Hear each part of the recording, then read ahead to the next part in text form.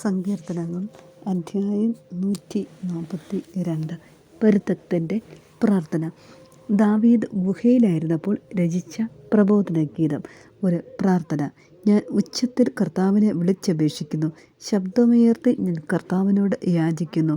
അവിടുത്തെ സന്നിധിയിൽ ഞാൻ എൻ്റെ ആവലാതികൾ ചെയ്യുന്നു. എൻ്റെ ദുരിതങ്ങൾ ഞാൻ അവിടുത്തെ മുമ്പിൽ നിരത്തുന്നു. ഞാൻ തളരുമ്പോൾ എൻ്റെ വഴി അങ്ങ് അറിയുന്നു. ഞാൻ നടക്കുന്ന വഴിയിൽ അവരെനിക്ക് കെണി വച്ചിരിക്കുന്നു.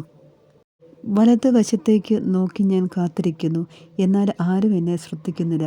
ഒരു രക്ഷാകേന്ദ്രവും എനിക്ക് അവശേഷിക്കുന്നില്ല. ആരും എന്നെ പരിഗണിക്കുന്നുമില്ല. കർത്താവേ, ഞാൻ അങ്ങയോട് നിലവിളിക്കുന്നു.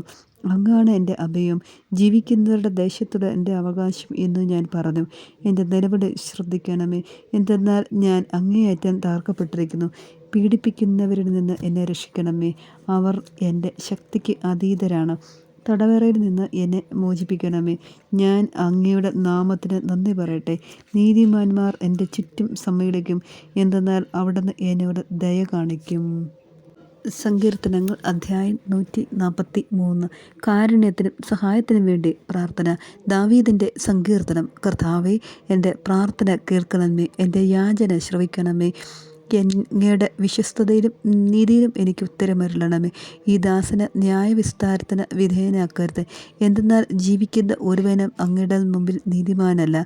ശത്രു എന്നെ പിന്തുടർന്നു, അവൻ എൻ്റെ ജീവനെ നിലത്തെറിഞ്ഞ് തകർത്തു. പണ്ടേ മരിച്ചവനെ പോലെ എന്നെ അവൻ ഇരുട്ടിൽ തള്ളി. ഞാൻ വിഷാദഗ്രസ്തനായിരിക്കുന്നു, എൻ്റെ ഹൃദയം നടുങ്ങുന്നു. കഴിഞ്ഞ കാലങ്ങൾ ഞാൻ ഓർക്കുന്നു, അവിടുന്ന് ചെയ്ത എല്ലാ കാര്യങ്ങളെയും പറ്റി ഞാൻ ധ്യാനിക്കുന്നു. അവിടുത്തെ ശക്തമായ പ്രവർത്തികളെക്കുറിച്ച് ഞാൻ ചിന്തിക്കുന്നു. ഞാൻ അങ്ങയുടെ നേർക്ക് കരങ്ങൾ വിരിക്കുന്നു. ഉണങ്ങി വരണ്ട നിലം പോലെ എൻ്റെ ഹൃദയം അങ്ങേയ്ക്കായി ദാഹിക്കുന്നു. കർത്താവേ, എനിക്ക് വേഗം ഉത്തരമരുളണമേ. ഇതാ എൻ്റെ പ്രാണൻ പോകുന്നു, അതിൽ നിന്ന് മുഖം മറയ്ക്കരുതേ.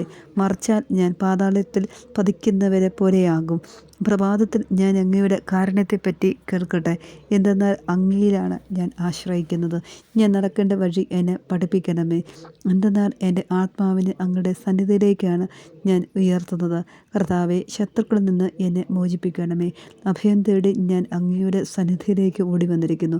അങ്ങയുടെ ഹിതം അനുവർത്തിക്കാൻ എന്നെ പഠിപ്പിക്കണമേ, എന്തെന്നാൽ അവിടുന്നാണ് എൻ്റെ ദൈവം. അങ്ങയുടെ നല്ല ആത്മാവ് എന്നെ നിരപ്പുള്ള വഴിയിലൂടെ നയിക്കട്ടെ. കർത്താവെ, അങ്ങയുടെ നാമത്തെ പ്രതി എൻ്റെ ജീവൻ പരിപാലിക്കണമേ. അങ്ങയുടെ നീതിയാൽ എന്നെ ദുരിതത്തിൽ നിന്ന് മോചിപ്പിക്കണമേ. കാരുണ്യവാനായ അങ്ങ് എൻ്റെ ശത്രുക്കളെ വിച്ഛേദിക്കണമേ, എൻ്റെ വൈരികളെ നശിപ്പിക്കണമേ, എന്തെന്നാൽ ഞാൻ അങ്ങയുടെ ദാസനാണ്. കർത്താവെ, ഈ ഓഡിയോ ബൈബിൾ കേട്ടുകൊണ്ടിരിക്കുന്ന എല്ലാ വ്യക്തികളും അങ്ങ് സമൃദ്ധമായി അനുഗ്രഹിക്കണമേ. ഈശോയെ, കരുണയായിരിക്കണമേ.